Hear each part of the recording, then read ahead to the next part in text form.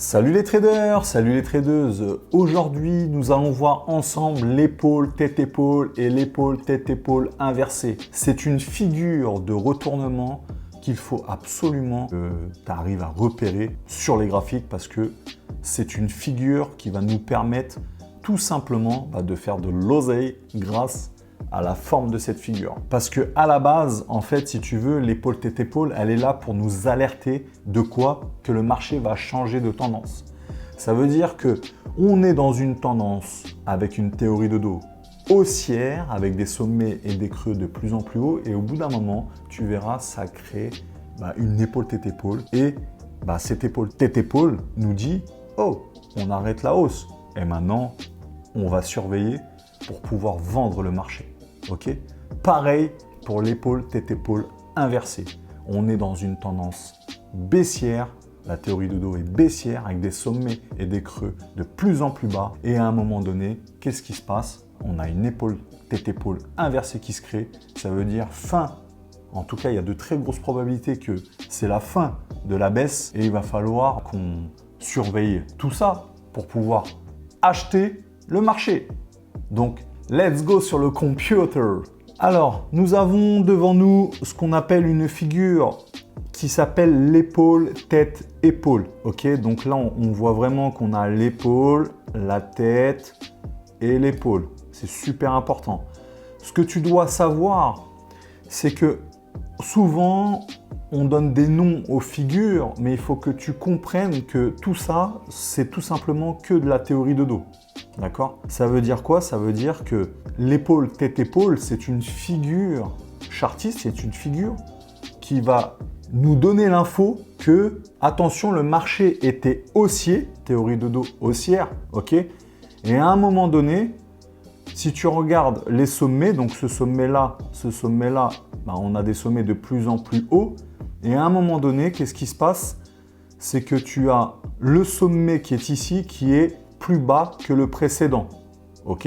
Donc, ça nous indique que le marché, il y a une faiblesse. En gros, ce que j'essaye de t'expliquer, c'est que ne sois pas trop pollué avec les noms. D'accord? Les noms. On vous donne des noms. Ouais, tu l'as vu, l'épaule tête-épaule. Ok? Tu connais l'épaule tête-épaule, mais surtout, il faut que tu saches que l'épaule tête-épaule, c'est juste de la théorie de dos. C'est une figure qui nous indique, attention, le marché est haussier, et sauf qu'à un moment donné, ici, j'ai un essoufflement qui se fait. D'accord? Donc, ça veut dire quoi?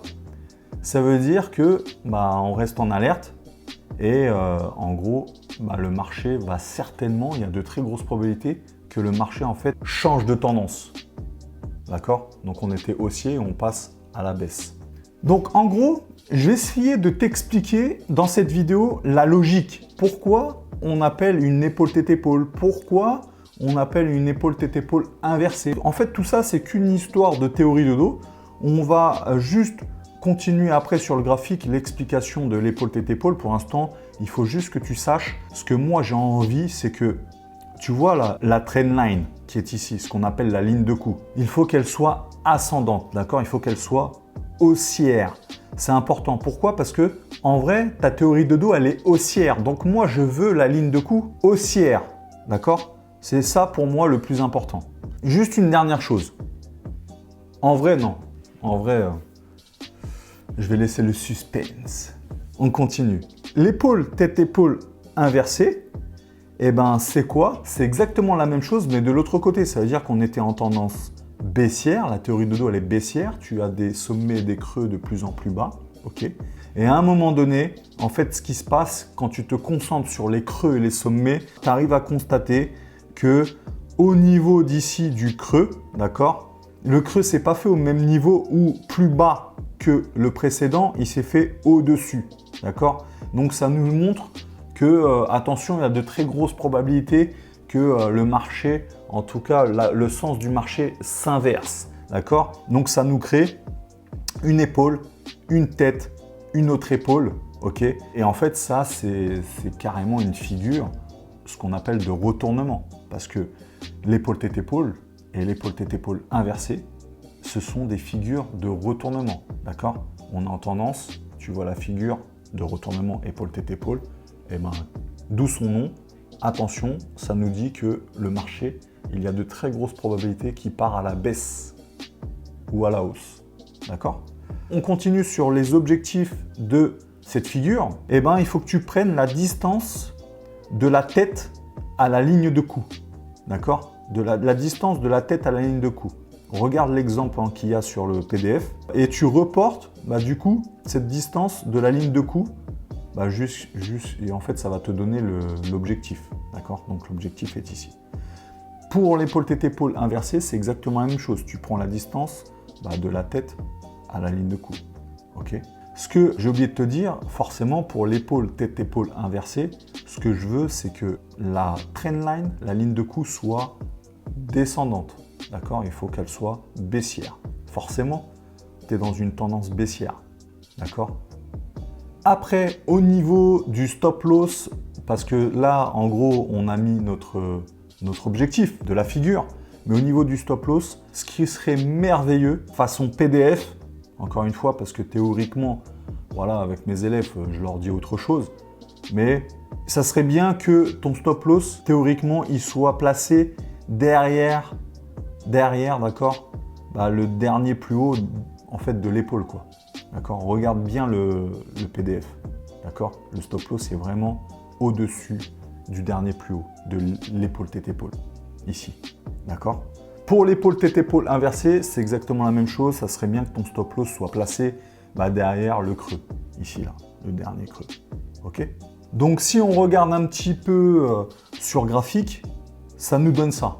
On a une belle tendance haussière, donc ne cherche pas des épaules, tête-épaule dans une tendance baissière, parce que ça se fait pas, quoi, c'est pas comme ça qu'on fait. Donc on a bien une tendance haussière, et à un moment donné, qu'est-ce qui se passe? Si tu regardes bien, on a ici, sur le dernier sommet, un essoufflement. On a tout simplement un sommet qui est plus bas que le précédent.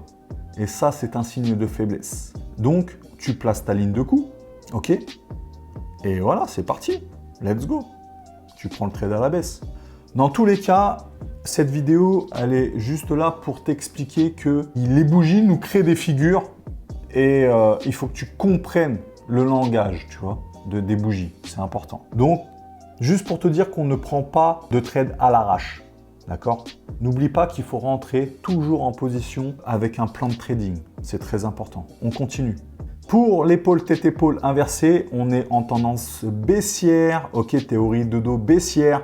D'un seul coup, ça nous crée une épaule tête-épaule inversée avec tout simplement un creux qui s'est formé plus haut que le précédent. Parce que pour continuer la tendance baissière, normalement, le creux aurait dû se former, on va dire, même au même niveau, même plus bas que le précédent. Et là, ça s'est formé plus haut. Donc, ça nous crée une deuxième épaule.